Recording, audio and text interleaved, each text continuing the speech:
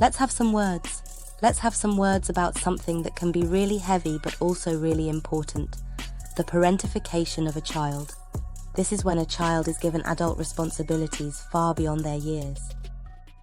Hello, lovely people. Today I want to share a story that's really personal to me.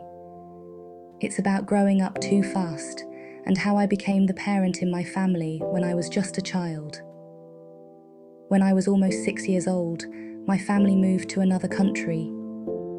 It meant leaving our dear grandparents behind and learning a new language. It meant that overnight, everything in our lives had changed and there was no going back. I learned my new language well, much faster than my mother and brother did. Both she and my father were so proud of my capabilities that they began to rely on me for many things. I became an interpreter for my mum, and because we had no grandparents or other family members around, I became her helper around the house. Soon my days were filled with responsibilities, like domestic chores and taking care of my mum when she got sick and when she had another baby.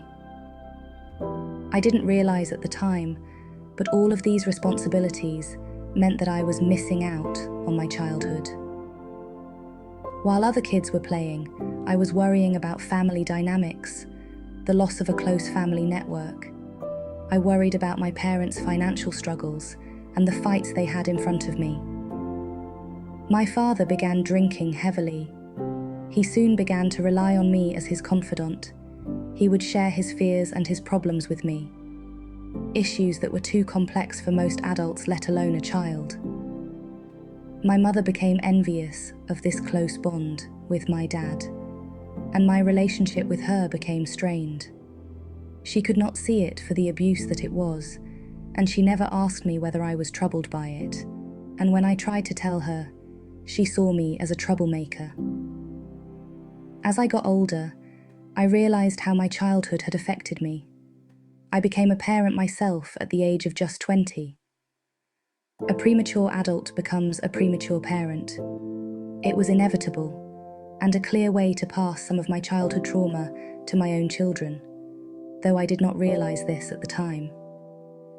For many years, I struggled with setting healthy boundaries, and I often let others take advantage of me.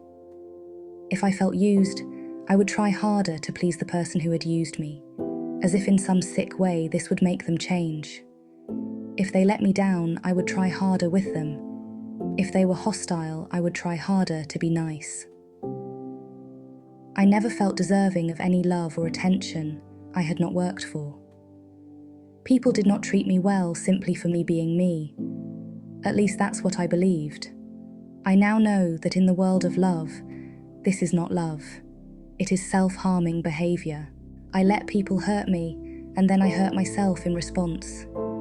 If you recognize this in yourself, please understand that if you stop doing this sort of thing, no one will love you less. In fact, they may love you more. But that's not the point. You should never place your future happiness into the arms of someone else. You must learn to love yourself and treat yourself with the respect and value you deserve. Only when you love yourself can you truly love someone else. And only when you love yourself can someone else truly love you. As a kid, I was always the responsible adult. I simply could not give myself permission to take time off. During my teenage years, I wanted to fit in with others, and so I went to teenage dances. But once there, I never joined in. I was happy just to watch.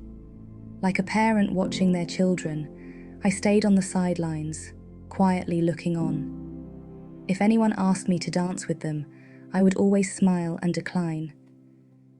And if they asked why, I would laugh and say, "I just don't dance." Which was a lie, because secretly I loved dancing. Denying myself what I loved was central to who I was. Childhood parentification made me capable and empathetic. I am a good caregiver and companion. I am a good homemaker, a good cleaner and housekeeper. I am a doer and a maker, and I am good with money, mostly because I am good at saying no to having the things I want. Inside my heart and soul, however, I yearn to be free. I am sorry for my lost childhood, the years I lost that will never return, though I try hard to give myself a second chance. In my other videos on this channel, I share with you some of the strategies I use for doing this, so that I may heal my inner child. Today, I just want to thank you for joining me and thank you for listening. If you've gone through something similar to me, then please know that you are not alone. I hope that this and other videos of mine will come as a help and comfort to you. Remember, it's okay to seek help and do some work on setting healthy boundaries, and it's vital to heal from your past trauma. None of this was your fault. It may not have seemed like it, but you were a child when this began, not a mini adult, and the child you were is waiting to be set free. Please join me on a journey of self-exploration and healing. Your self-worth is not defined by what you do for others, but by who you are inside. I am Love-Wise Wanda, and you are amazing. So take good care of yourself, and thank you so much for dropping by today. Lots of love from me, Wanda. I'm so glad you made it here today. Please give me another visit sometime soon. Please like and subscribe. Please let me know if there's any topic you would like me to cover. I'm always here for you.